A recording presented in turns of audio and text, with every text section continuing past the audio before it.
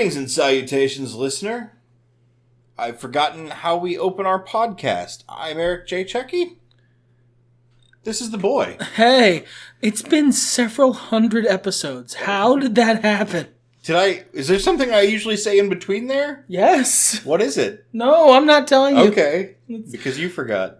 No. God damn it.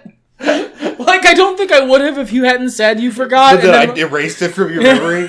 Something like this is the Two Nerds Podcaster. But my brain was just like, now say your catchphrase. And I'm like, I don't have a catchphrase. Joined as always, I think. Yeah, I guess. I really thought there was going to be... Joined as always by insert joke here, the boy. No, but we stopped that like a while ago. Yes.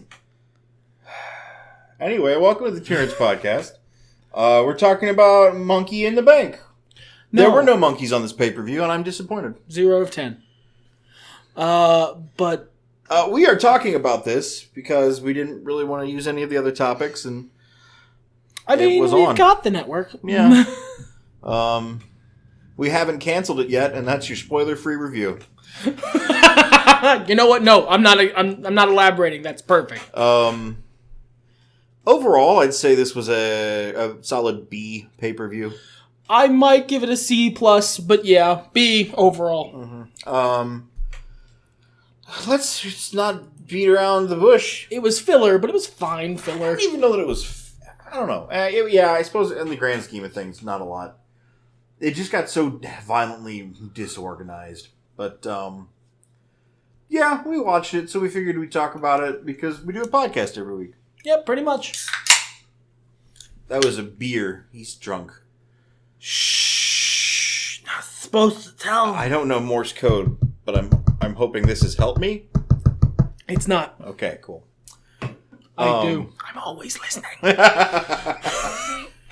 Pre-show was the Usos against Daniel Bryan and Rowan in a non-title match. So who cares? And also, we've been doing this since 2013. Our literal first podcast on YouTube is a wrestling podcast, and we didn't watch the pre-show on that one, and we're not watching the pre-show on this one either. So we open up with, and fair warning here, listener, we watched most of this show last night. And then it was late, and I wanted to go to Betty Bye, and the show refused to die, so I declared that we were watching the last two matches the next night. He held a gun to my head. He's been very abusive. I'm always listening. But it opened up with the women's Money in the Bank, which was Mandy Rose, Bayley, Carmella, Ember Moon, Dana Brooke, Naomi, Nikki Cross, and Natalya. Yes. This match was plagued by Carmella. No, not really. That's kind of a false thing to say. She was out for a big section of it. Yeah, that's fair. But the pacing really got shook when she got hurt. Question mark? Either kayfabe or not kayfabe. Either it was because it was an actual injury that they let her come back from. They determined she could still wrestle. So she came back partway through the match. Or it was a kayfabe injury. But in either case, it seemed to fuck up everyone else in the ring's rhythm when it happened. And I look, they might be getting me with that second layer of kayfabe, and if so, I accept it. But I don't think this was a kayfabe injury. Well, and you know what? There's a difference between, you believed us that this person got injured because we put on such a shitty off-kilter match that it really made it seem believable that a person got injured. You got fooled by our shitty off-kilter match. That's more fool you. I'm only pretending to be retarded. Yes. But it's not even that. It's the way she exited the ring. When she tweaked her leg off, I think it was something with the ladder.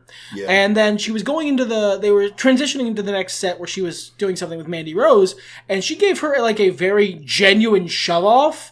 And then Mandy Rose had this look on her face like she was actually confused and hurt.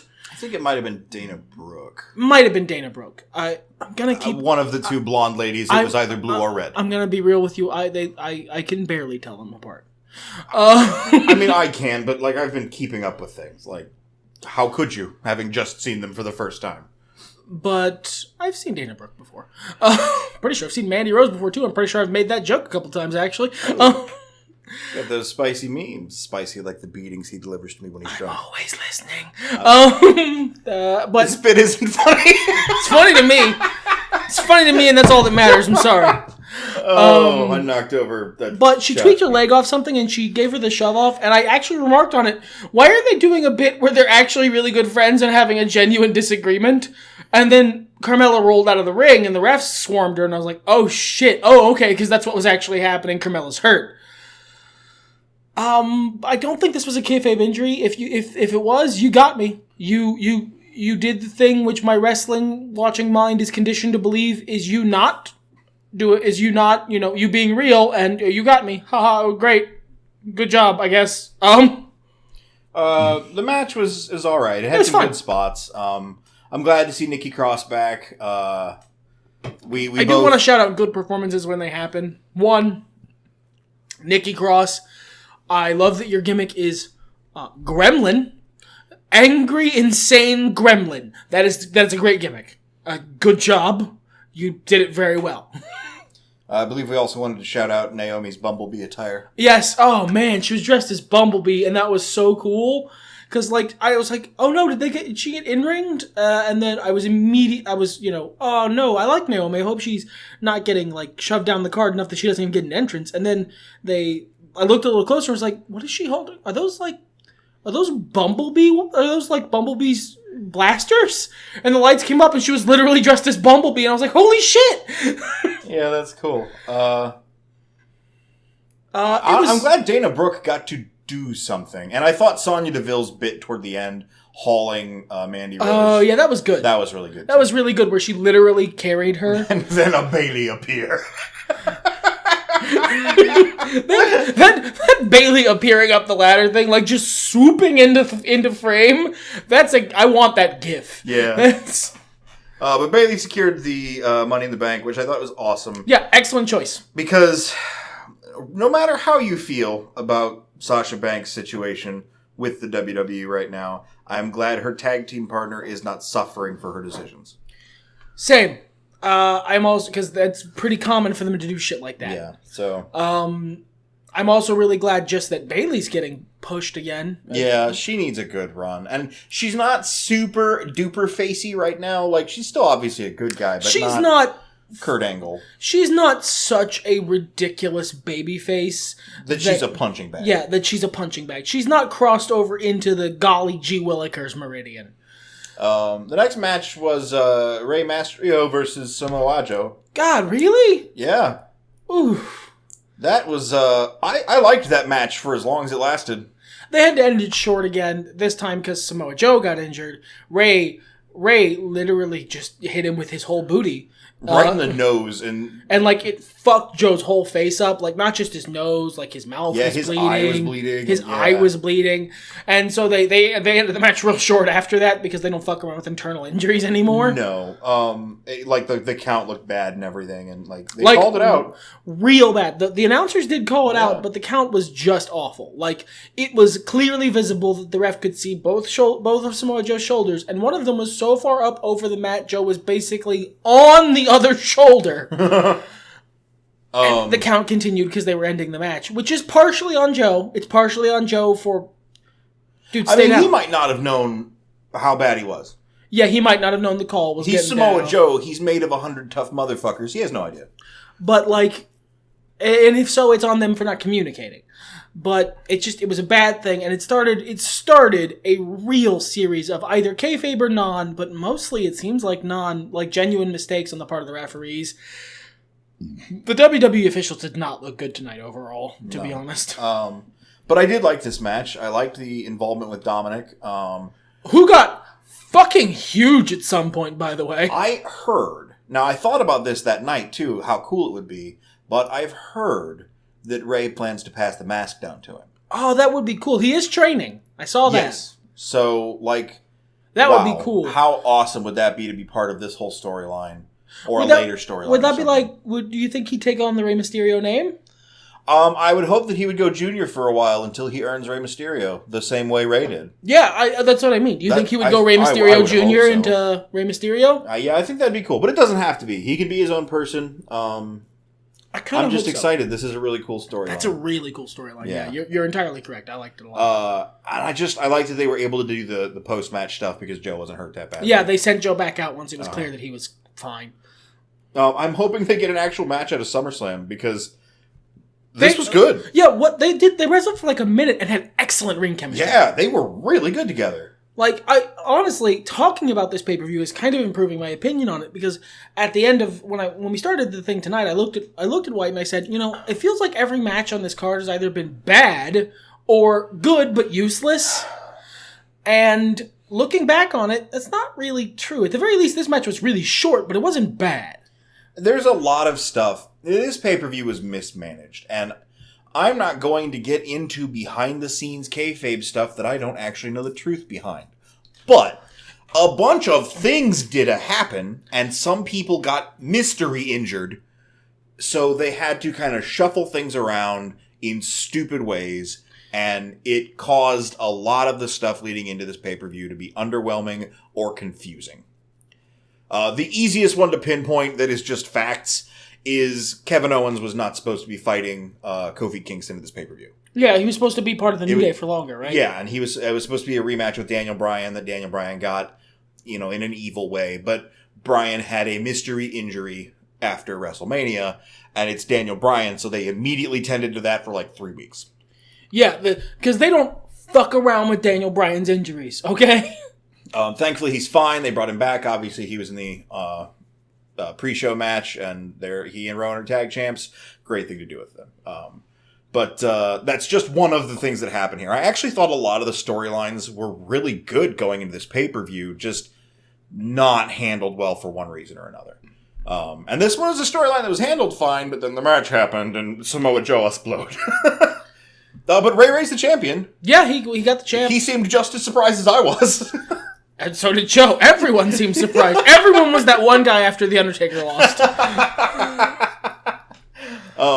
Next match was The Miz versus Shane McMahon in a steel cage match. This was a decent match, but it was one of those ones that crossed. It was like, that's good, but why is this happening? Mostly. You like this build a lot. I do. I like this storyline a lot. Which is hilarious, given that I really love Shane McMahon traditionally, and of the two of us, only one of us is a Miz apologist. And you're the one who likes this more. I just think it's really good story. Like, this is the kind of stuff that I talk about when I wax nostalgic about older WWE stuff and occasionally WCW stuff. Even though there were wrestlers who I might not support or hate or whatever, that I don't really care to see, their storylines are interesting. They're being utilized. Yeah, well. I give a shit about what's going on because the story they're telling is interesting. I could give a toss about Shane McMahon. And I actively do not like the Miz character. Mike Mizanin seems like a fine individual. The Miz's dad, however, needs to be the WWE Championship. He's A+. He's a beautiful man. He's my favorite potato. I really like the build for the storyline. And yeah, this was a match. It didn't matter. This was we are continuing the feud to SummerSlam. Obviously, that's where they're going to get the blow off and The Miz is going to win. Yeah. Spoiler alert, Shane won. He escaped the cage. Because The Miz pro wrestling asked for a steel cage match so that Shane couldn't escape him. That's how you leave. But this was another match where the referee made a dumb call, and bless Michael Cole for flipping his shit about it. Yeah, the referee, it was 1, 2, and then Shane went for a rope break kick out, because that's a cool bit.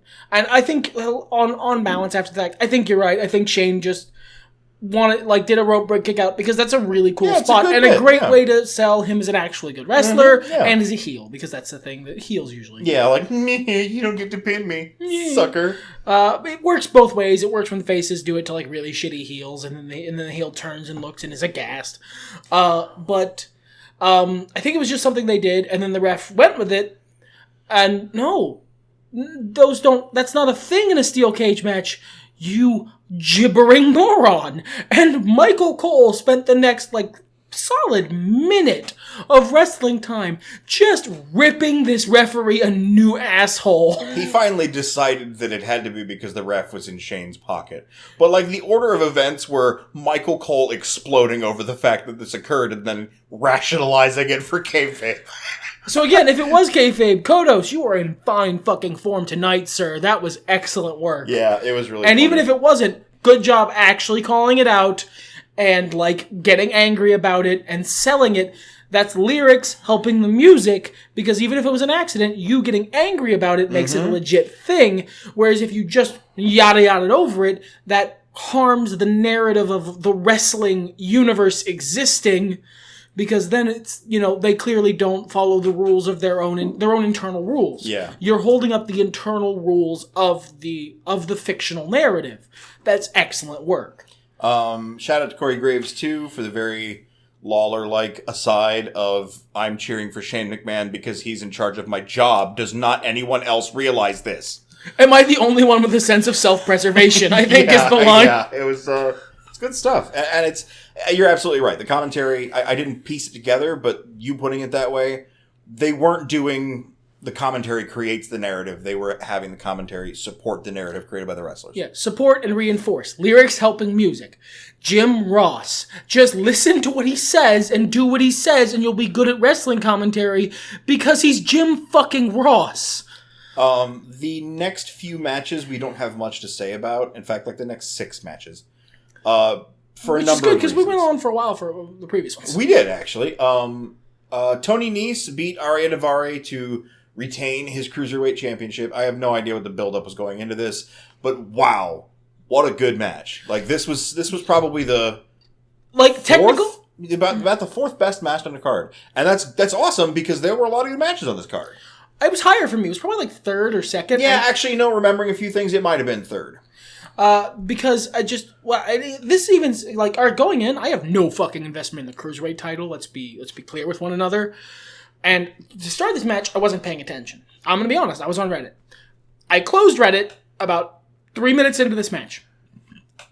Because these dudes were good enough to get my attention. I really like Tony Nese in the ring. I don't know how I feel about his weird ab vests. Yeah, I don't like those. They're weird. But I really, really like him in the ring. Phenomenal performer.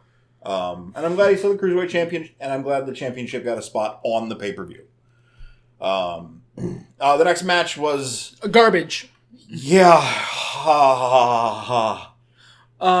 Becky Lynch versus Lacey Evans for the Raw Women's Championship. Becky Lynch won. Spoiler alert. We're not going to talk much about the match because the match is simple.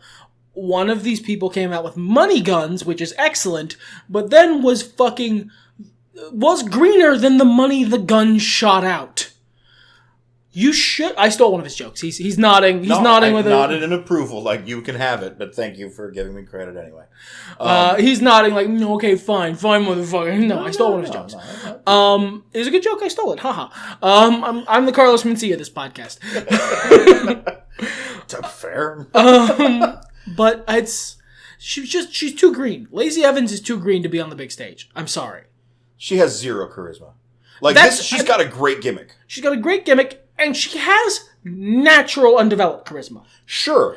She can sell, like, when she came out with those money guns, it didn't look ridiculous. It looked awesome. Yeah. It looked hilarious and awesome. Her outfits are ridiculous, but they can be hilarious and awesome. She's got potential. She might end up really fucking good. Sure.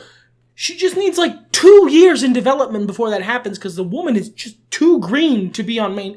She could have been wrestling in the indies for 14 years. I don't know. All I know is what I'm seeing. And what I'm seeing is someone who hasn't been in the business long enough to be on a WWE stage. Full stop. Becky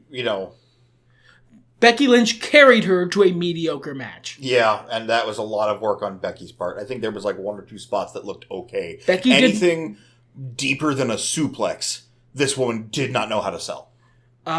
Becky did more carrying in that match than Sonya Deville. Yeah.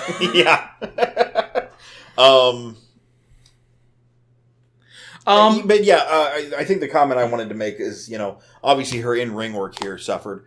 But her promo work, they're trying to sell her as this cool Southern belle. She barely has a Southern accent. Yeah, she has the lightest possible Southern accent before you qualify for a national newscast. And I have seen better promos cut from Deborah McMichael on WCW. That's really mean and not unfair. Like, it's just like, you could have, like, listen, her gimmick is, the bones of it are great. Yeah. The bones of it are excellent. Her finisher's name is the Woman's Right. And it's a right-handed punch. Dude, you almost have to be trying to fuck this up. But, time will tell with her. I don't want to crap on her too much. No, I'm sure she's doing her best. Yeah. I'm sure she'll develop into an excellent talent. She's got the potential. You can see it in the way she's naturally comfortable moving around the ring, in the way she has that inherent charisma that can be developed. I believe in Lacey Evans 2 years from now.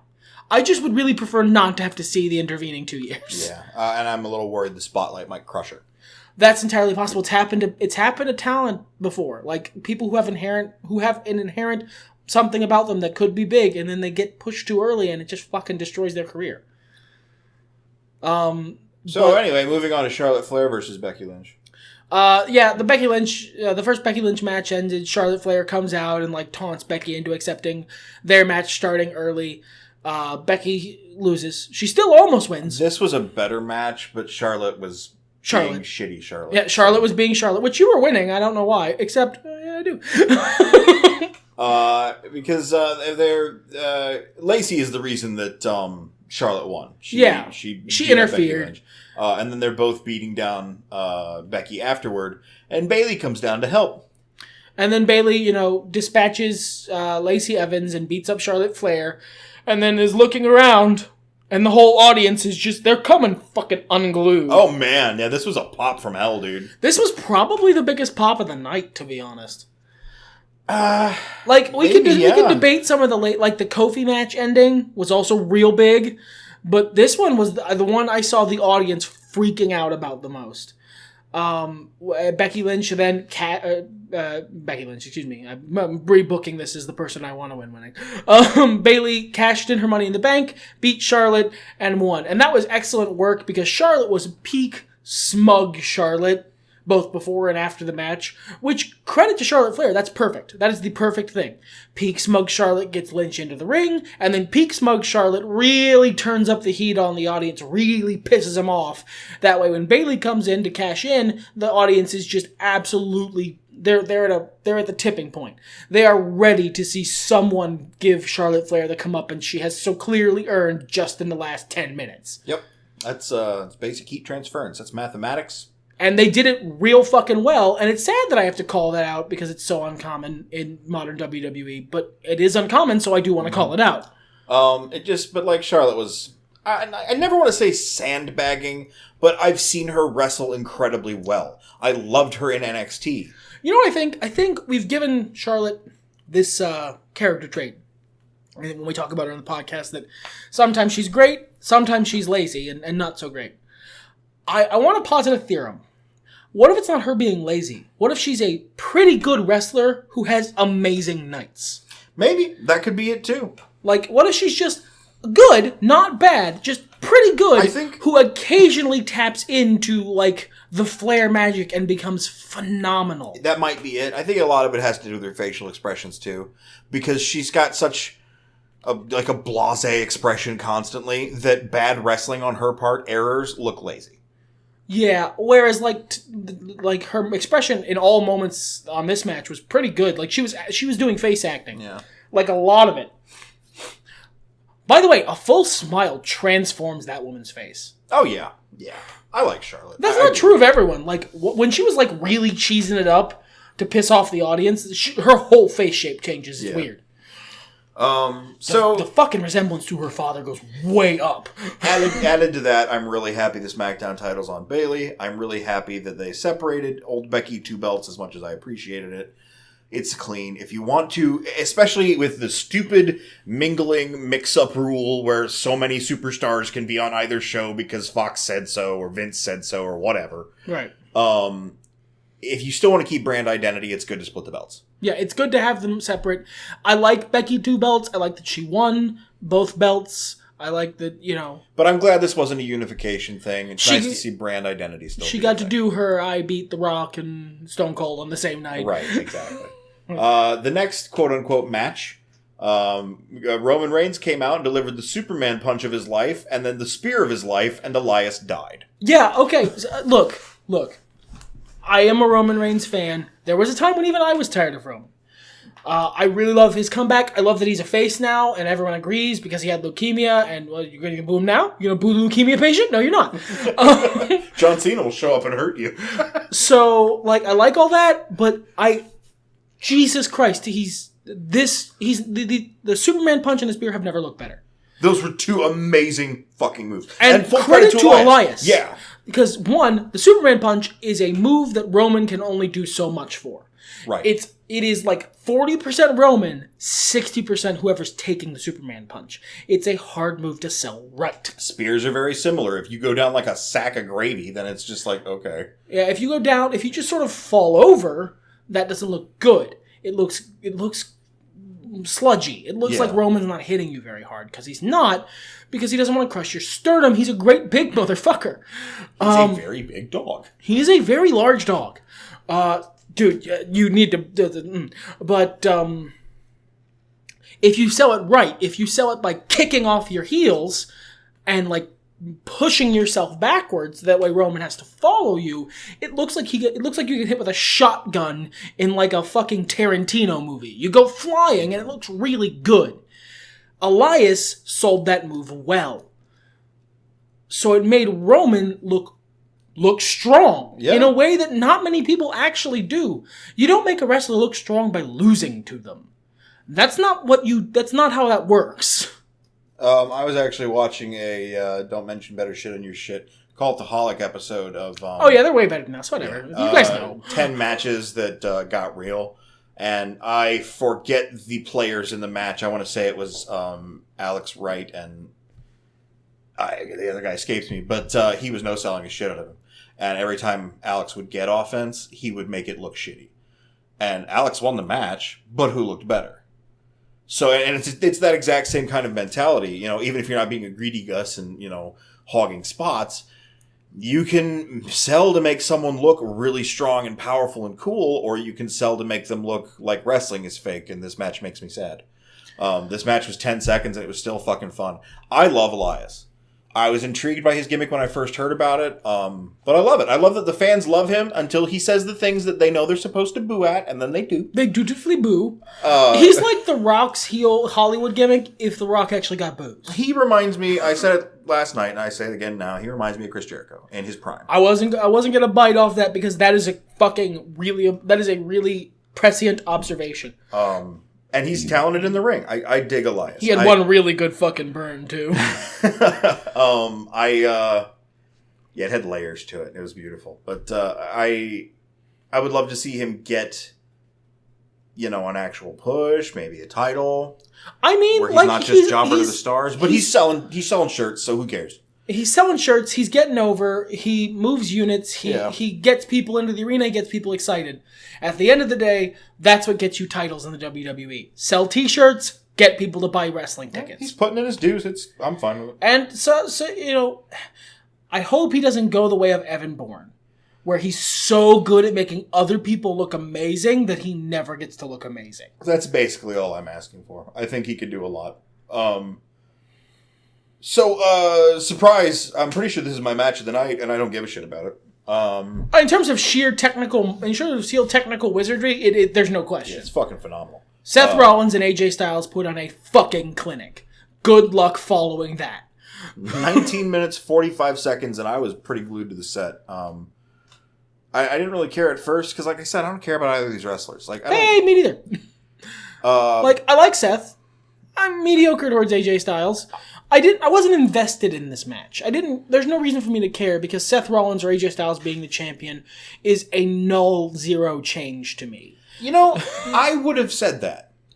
But when Seth came out and the way they talked about him being champion and his celebration made me feel legitimacy over the Strawberry title for the first time in a long fucking time. Yeah, since the Strawberry title. I believed in them trying to do it, but then I immediately fucked up.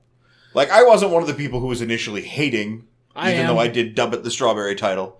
Like, delicious strawberry milk. But it feels like, Seth Rollins has the title now. That makes sense. It's a good, legitimate title. And I did not expect that of him. Seth Rollins is the kind of person who, if they're the champion, that championship is important. Yeah, it did feel very That good. happens to really good wrestlers, where if someone's the champion... There's two formulas for the championship that aren't bad. There are many ways you can treat a championship that are bad, but the two good ways are, this person is the champion, therefore they must be important, and this person is the champion, therefore the championship must be important. Right. And the second one is when you know you're over. Yeah.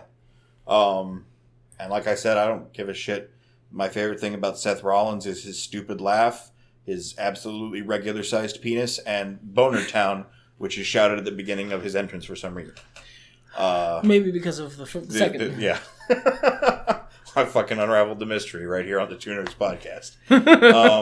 I can't say much about this match because it's like, it was good. Yeah, there's nothing to criticize because it was a good fucking match. Yeah. AJ Styles and Seth Rollins are both over. Seth's, from what I understand, Seth's merch sales have never really gotten like to the tippy top for some reason. Because you can't wear a shirt that says Boner Town to school. Like, I hope that he manages to close that gap. Because, like, the person I know who keeps track of this sort of thing had let me know that in the 6 months Roman was gone, Seth didn't manage to tie him. Whew. That's bad. That's not good. That's bad. But, I mean, clearly the E believes in him. He retained. Yeah. And it makes the belt look good. And the belt needs that. That belt? Yes, it does. Now, a belt that doesn't need it, sadly didn't get as good of a match. Which through no fault of the performers, I would say. Ring rust is really what I'd have to. I think Kevin Owens had a little piece of ring rust. He wrestled some matches, but he had a little piece of ring rust. I think it was mostly just that these guys don't work well together. Yeah, they just didn't gel that well. From what I understand, they did fine as a tag unit when he was spent a week in the New Day, but they just don't work well off each other. Maybe they just hadn't worked much before the match. Maybe it just was a bad night. Maybe it was a bad day at the office. Yeah. It just happens.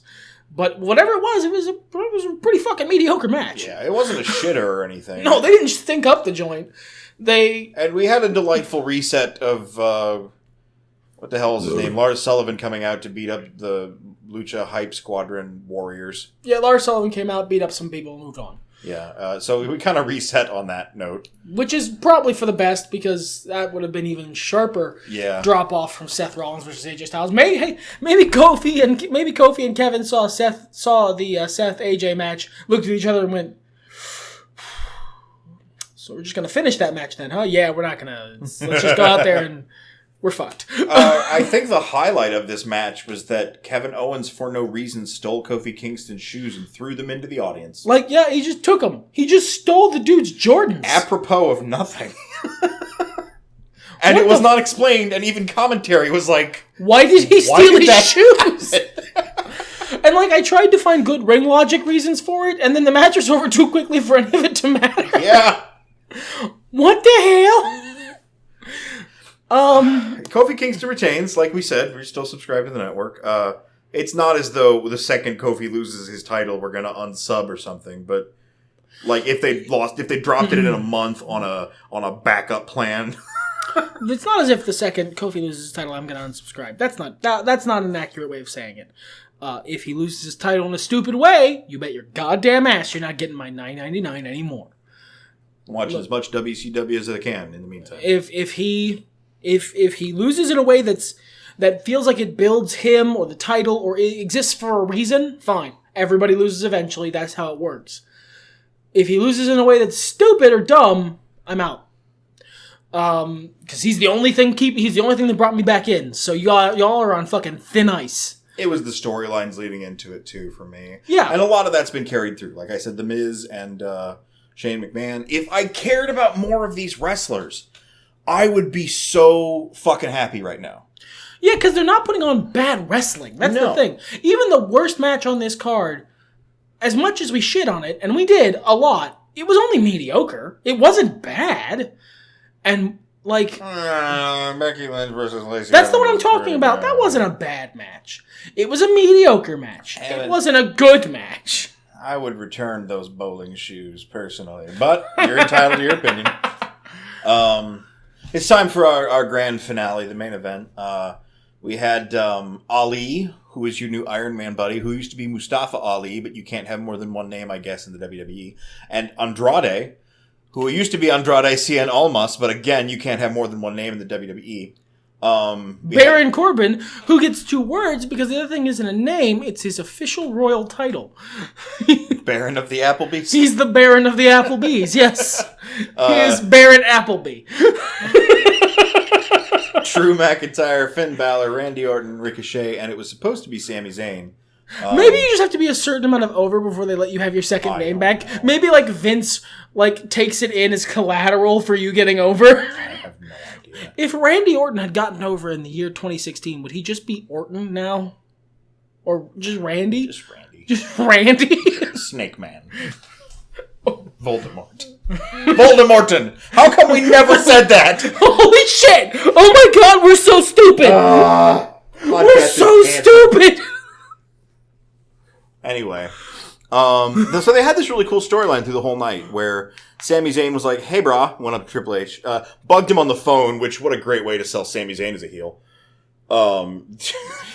I felt like secondhand frustration at him. That's not as visceral as for other people as it is for you. No, but I was upset. It is a great way for the people who, like you, will actively want to kill someone for interrupting them on a phone or making them have 2 conversations at once. Yeah, it's one of my pet peeves. Dude. That is a great way of making Sami Zayn seem like a shitter. Well, and I don't know if you know this, and God... I probably don't. I don't have enough time to explain it to you, listener, but do you know what Sami Zayn's gimmick is? Currently? Yeah. Shithead. You are being worked.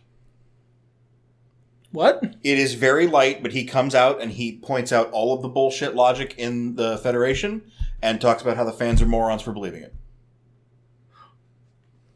They're doing my gimmick? They're doing the gimmick, yeah. It's beautiful. Sami Zayn's my new favorite wrestler. He employed a bit of it in that promo because he was like, he wanted Braun Strowman banned from the arena because he was pretty sure Braun Strowman was going to show up and, kick his ass because it kind of screwed him over. And Triple H is like, yeah, he's banned from the arena, no big deal.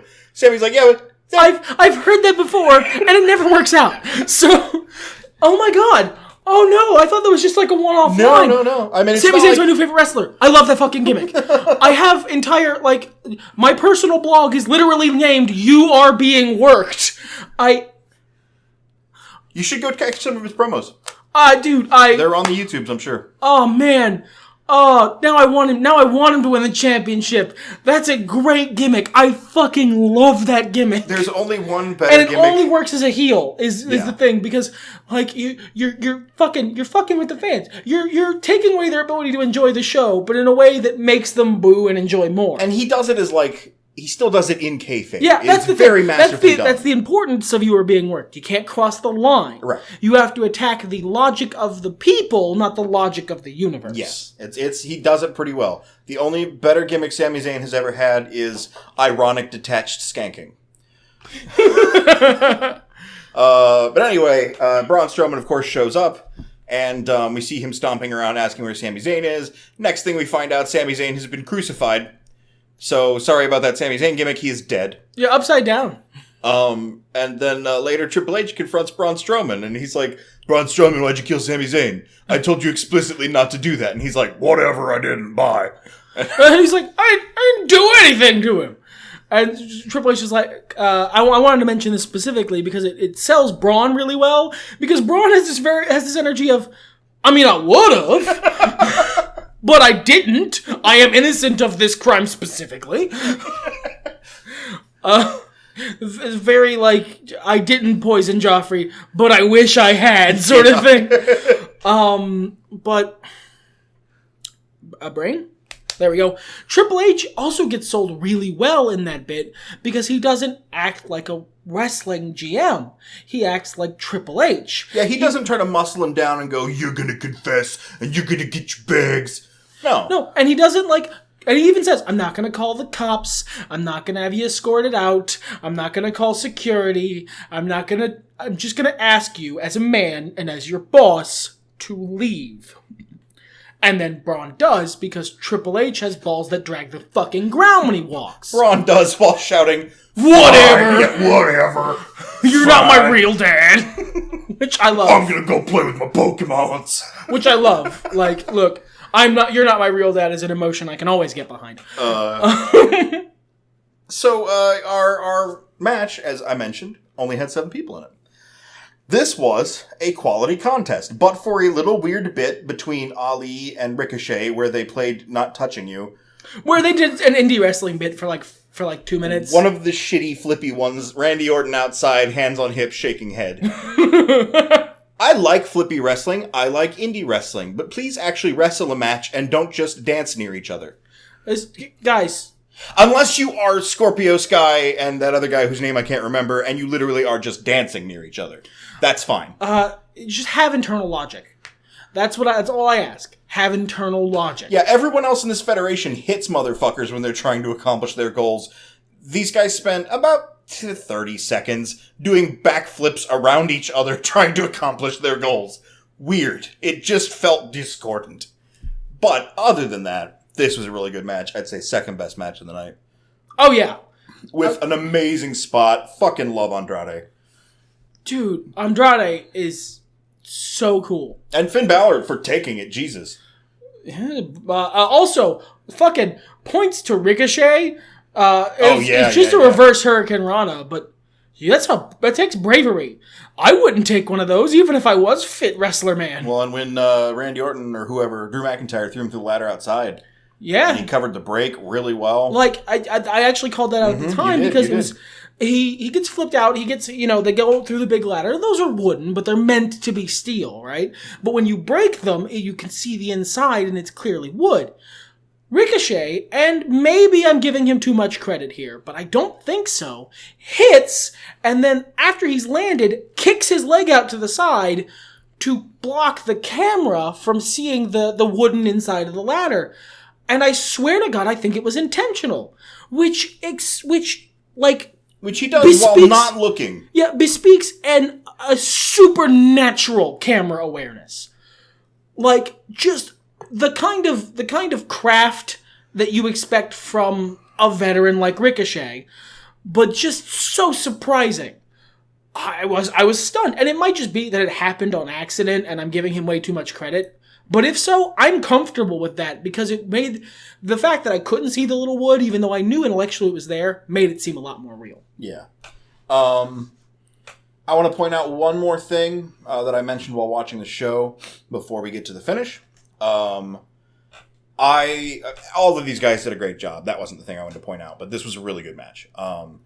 Oh yeah, look, I like to give Baron Appleby, the manager of the TGI Fridays, that's just his new name now.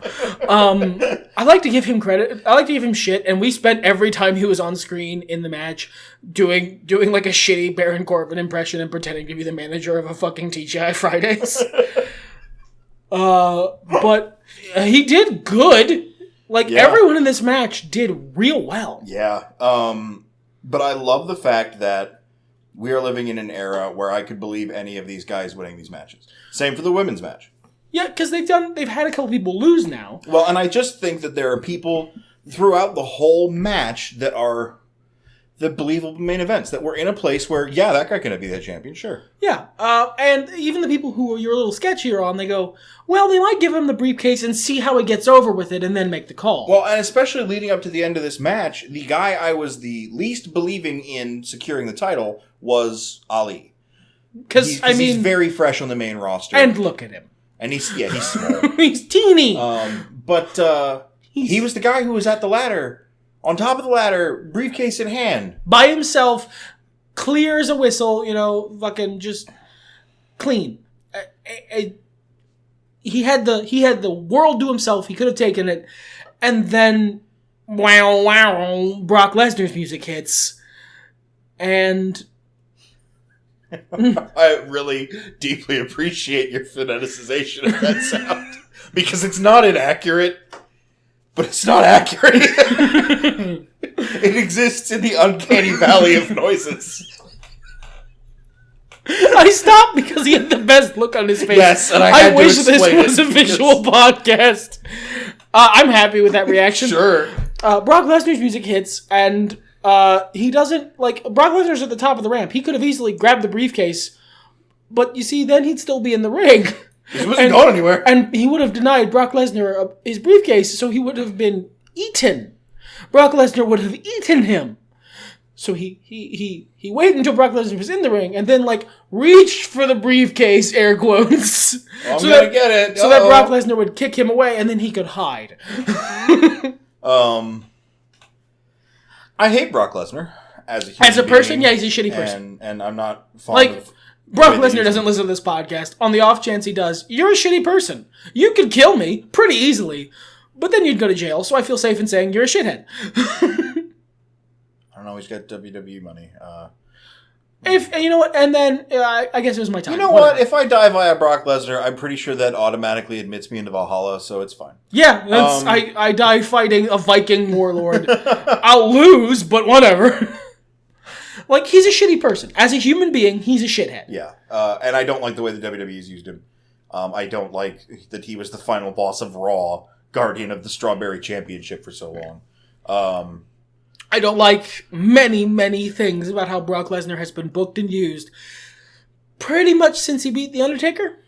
Before that, it was fine. Pretty much after he beat The Undertaker.